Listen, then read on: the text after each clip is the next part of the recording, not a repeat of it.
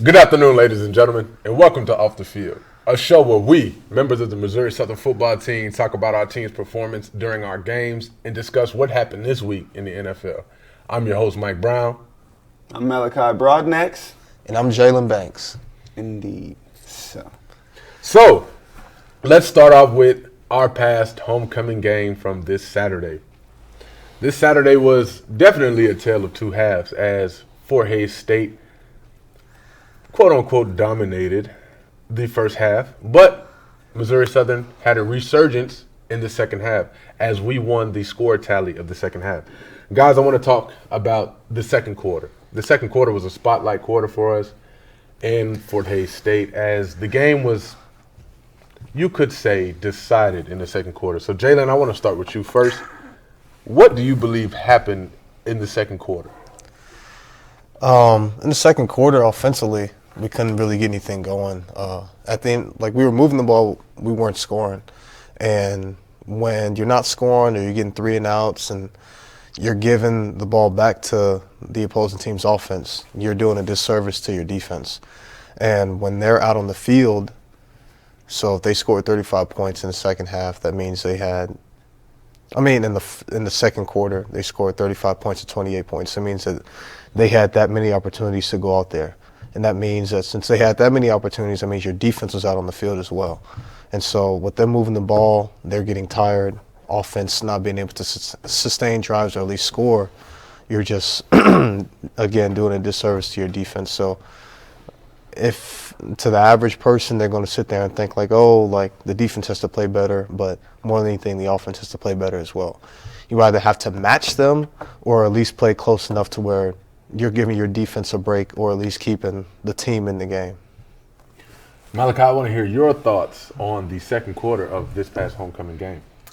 Okay. So, for starters, I feel like we let them come out with a lot more energy and momentum in the beginning of the game. Defensively, we gave up a 3rd and 3. We gave up, 30 yards on a catch. And it was just simply us just not doing our job. A lot of it in the first quarter and second quarter was just a matter of us trying to make plays. In the beginning, it became more of 1 or 2 minor mistakes became big plays for them. And then the second quarter was us trying to make plays to make up for the things that we didn't do in the first quarter. Mm-hmm. And now it's like you're not doing your job. So when you try to compensate for not doing your job in one area and you try to do someone else's job, then that's when the trickle-down effect happens to where it just gets worse and worse. So we kind of spiraled out of control there, and we knew what we were doing wrong. We knew where we were wrong, and it was just a matter of us doing our 1/11th and getting our job done one person at a time, one play at a time. And we eventually understood the assignment and did better in the second half, but it just took too long to get going. And when you give up 35 points in a half, that's a hard deficit to try to come back from on the offensive side.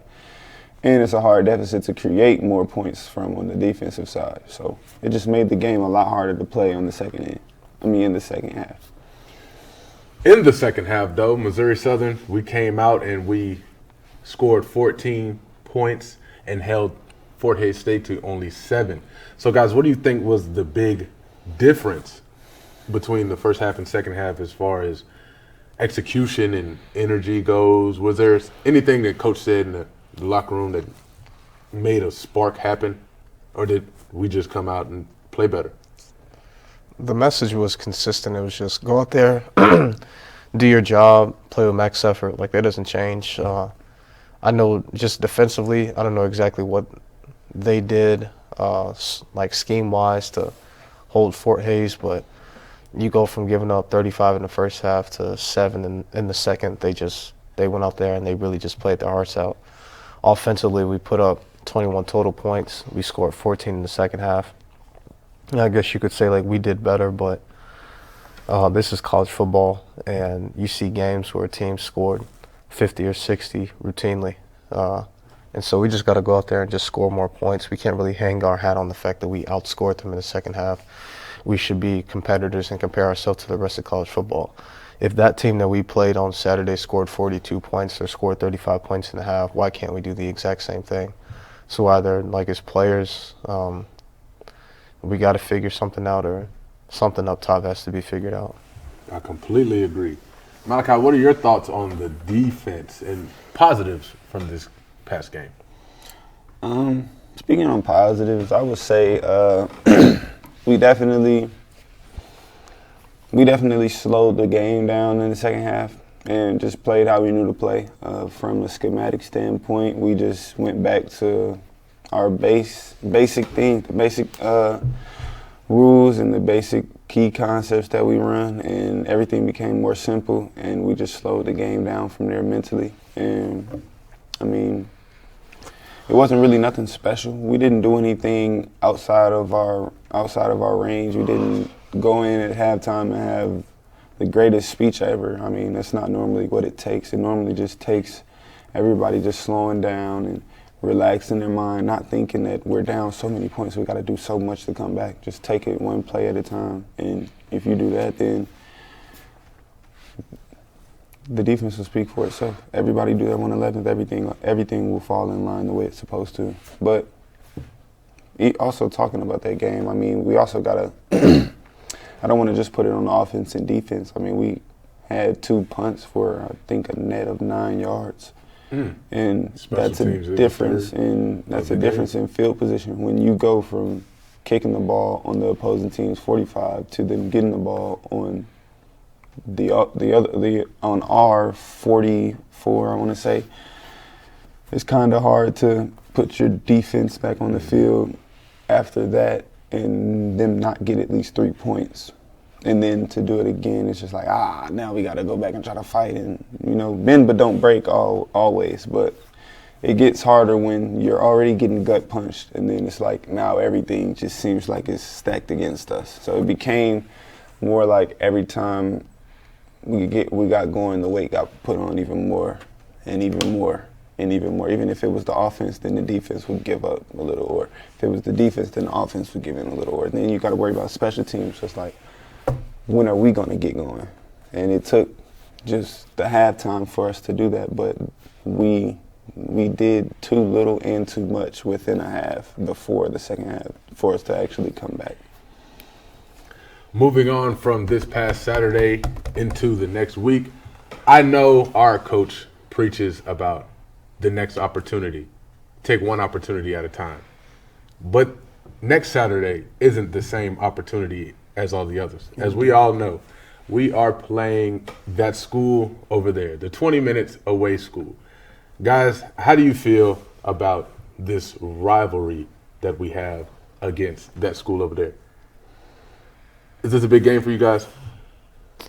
It's a statement game. It's definitely a big game, man. Like anytime where you have an established rivalry, regardless of like what's going on in the past, like it's time to go.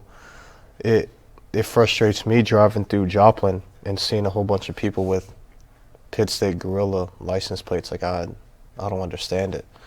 Like that alone pisses me off. So seeing that throughout the year and seeing all this gorilla pride, quote unquote, like in our town where we're supposed to be at, certainly puts a bad taste in your mouth. So now I'm ready to go out there and like really just play.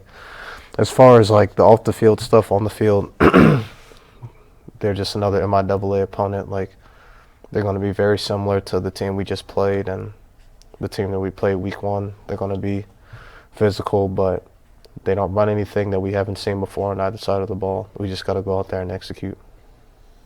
I have an utter disdain. Utter disdain. I don't like the color red. I don't like Pittsburgh, Kansas. Wow, why don't you like the color red?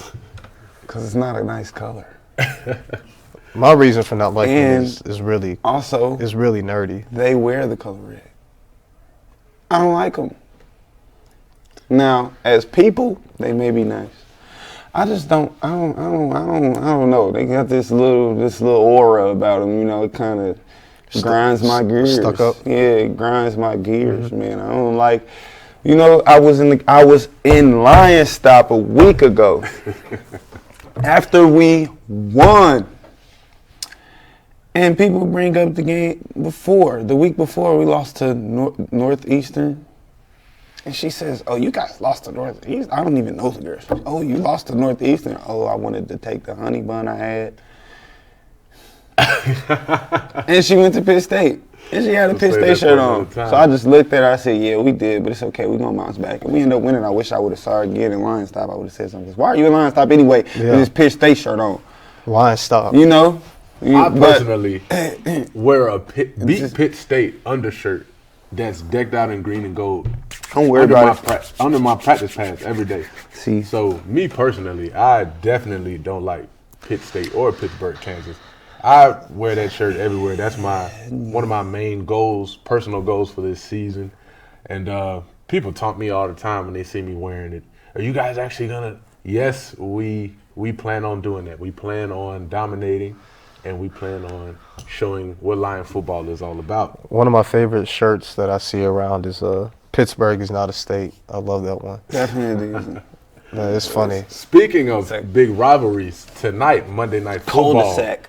It is a very detailed and storied rivalry in the NFL as the Cowboys will be taking on the Philadelphia Eagles. Guys, what are your thoughts about this game? Who do you think is going to win? What do you think is going to happen? I need bold predictions. I need all of it. Malachi, I'm going to start with you. You seem a little excited. Bold prediction. All right. I actually like the matchup, though. I'm not going to lie. I like this matchup, especially with the road that the Eagles are on right now. The Eagles are on a roll, a nice roll. And they've been getting going. So I kind of like this matchup, especially with the Cowboys trying to actually get something brewing. Mm-hmm. You know, they got Dak Prescott back, and they're getting their offensive swagger back.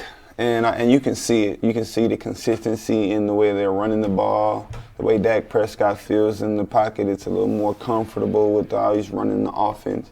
Defense, they're clicking on plenty of them, not all of them, but they're clicking on enough of them just to keep them going. Rookie Micah Parsons is doing a great job fitting himself in wherever they want him to be. But bold prediction? This is a good game, but I'm going to go with the Cowboys. And I don't even like the Cowboys. Why? I don't have a reason. It's just everybody's team. It's America's team. So it's kind of like they're obnoxious, and I live in Dallas, so the fans are that. How are you from Dallas and you're not supporting? Because when you in Dallas and you hear all of the chanting and the rah-rah every time they win, then when they lose, it's crickets, you know. It's like, y'all get on my nerves sometimes. But I'm going to go with the Cowboys tonight because I feel like the experience is there all around defensively and offensively, and they're clicking right now. They got things going. It's brewing.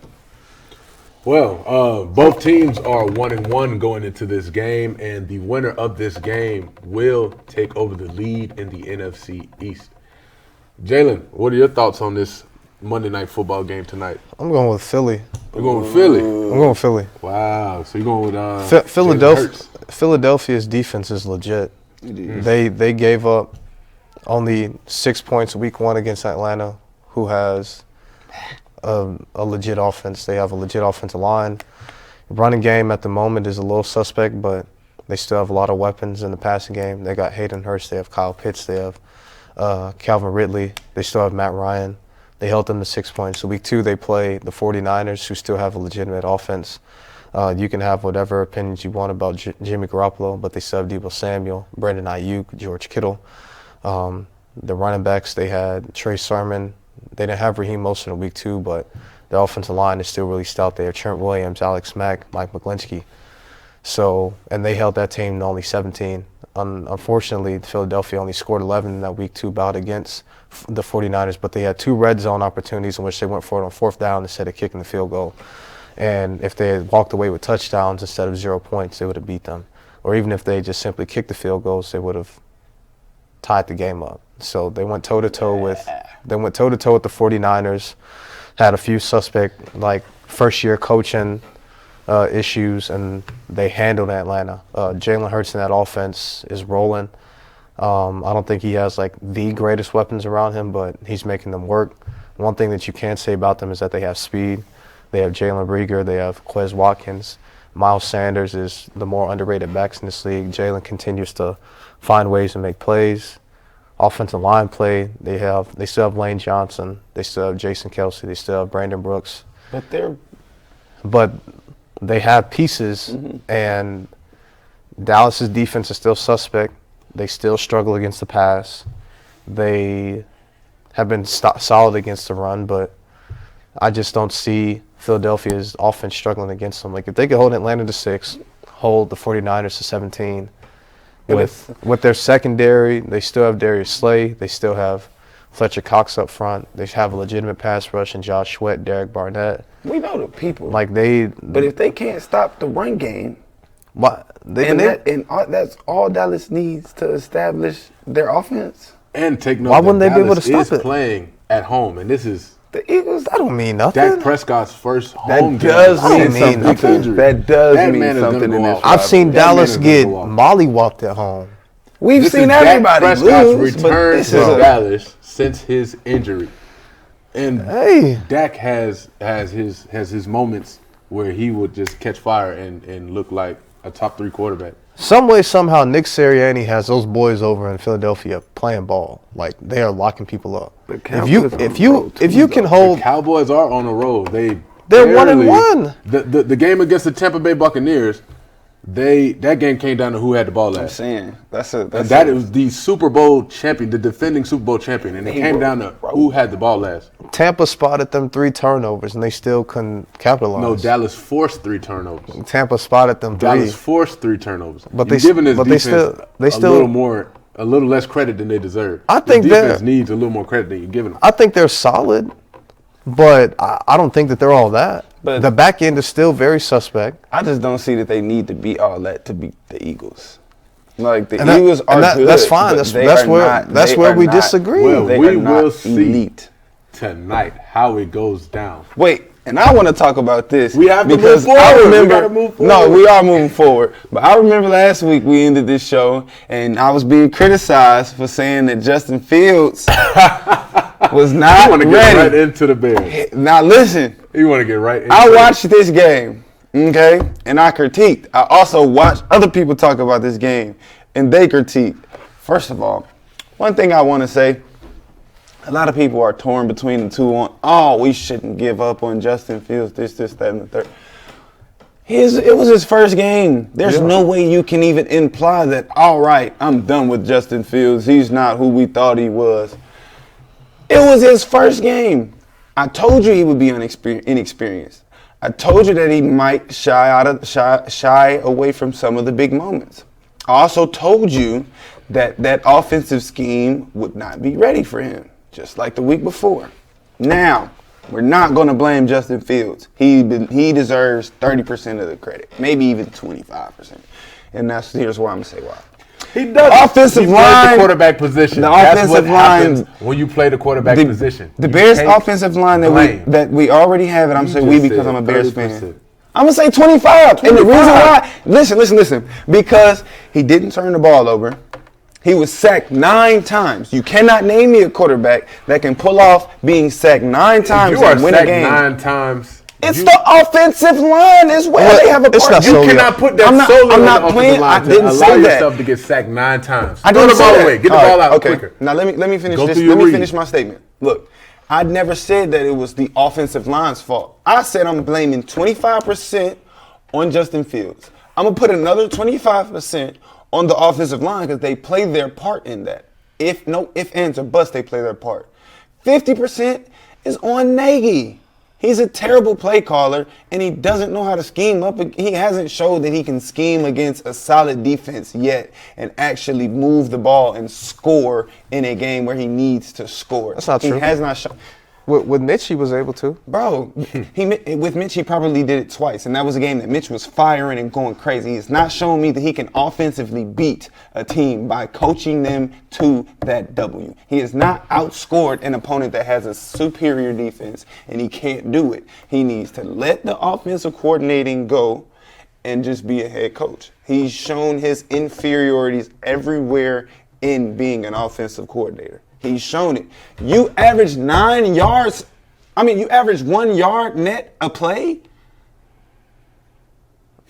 1 net. 1, bro. 1 yard. The week before, the QBR was so pitiful. Come on, bro. I'm not going to say, I can't sit here and blame it on Should he be fired? People. No. Why should he be fired? I'm not going to say that you need to be fired. You need to be fired from an offensive coordinating position. Because it's obvious that is where you are not your best at. It's obvious. So night and day that it's ridiculous. So, do the Bears win that game if Andy Dalton plays? No. Nick Foles. No. It has nothing to you do with the quarterback and everything to do with preparation and offensive coordinating. Should you continue to play Justin? Would I continue to play Justin? I would put Andy. I don't know. The reason why I say I don't know. The reason why I say I don't know is because that game was so poorly called on the offensive side that I don't know who to put I can't say who. I can say, all right, this is where we might need to make a change at. It was poorly called on every aspect. Matt Nagy said all 3 QBs are up to start this week. That's fine and dandy. Matt Nagy said a lot of things. I don't trust Matt Nagy's coaching from an offensive standpoint. So he can tell me that the sun will be out and I still won't believe it. All right, guys, moving on to our more local NFL team. What is going on with the Kansas City Chiefs? The Kansas City Chiefs are in the last place of the AFC West now, sitting at 1-2 after a loss to the Los Angeles Chargers. Guys, how can the Kansas City Chiefs return to their dominant prominence and make a Super Bowl run? Jalen, I'm going to let you have this one. One thing about Kansas City, and you see this with a lot of teams that have a dominant quarterback, is they don't cover up the flaws in their team, or they don't necessarily add certain pieces because they have this QB. So they give them all this money, and so they don't go out and get other pieces. You've seen it in Seattle now. You saw it in Green Bay. New England for the longest. With Brady there?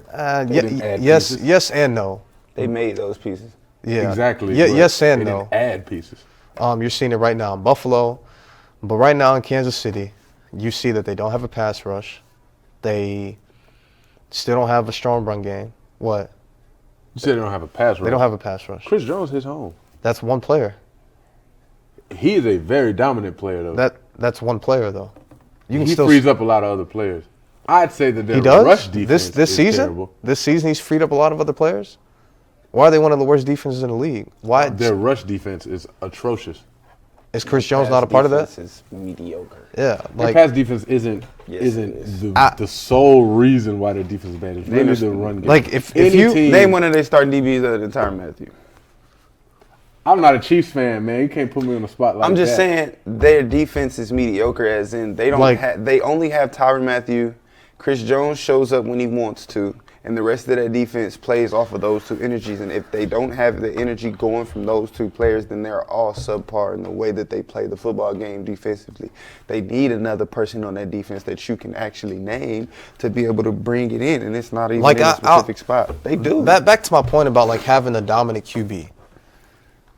You sit here and you justify these defenses based off of a few players. Again, outside of Frank Clark, who's not there, Chris Jones, and Tyrann Mathieu, they don't have anybody. You go look at Seattle, you look at their defense.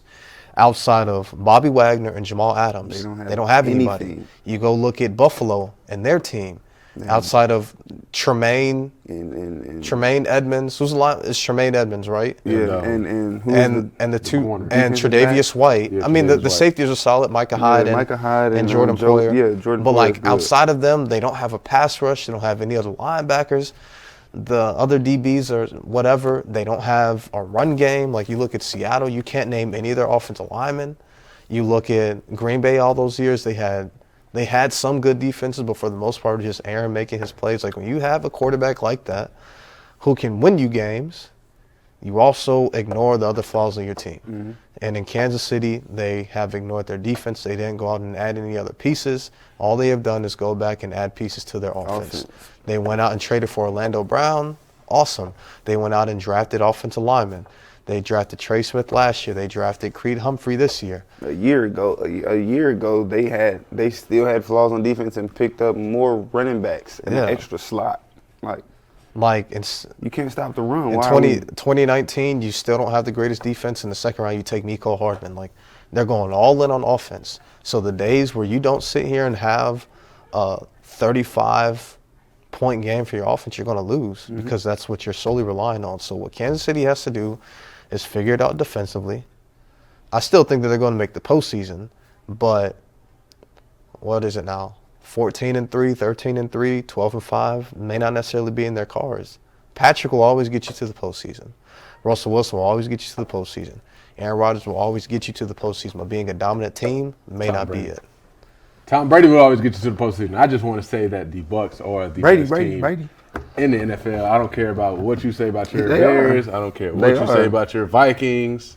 Or the Buccaneers are the most complete team in the NFL. Jalen, that's a nice watch there. Can I see it? No, it's not. It looks like we're out of time. No, it's not. Thanks for joining us on this episode of Off the Bear Field. down. Again, my name is Mike Brown. The Buccaneers. This is Malachi Broadnax. The Buccaneers are okay. Jalen Banks, Jay Boogie. Skull Vikes, baby. Our next home game is Saturday, October 2nd. Stay tuned for our next episode as we recap that school over there and this week in the Pittsburgh NFL. is not a state. See you next time.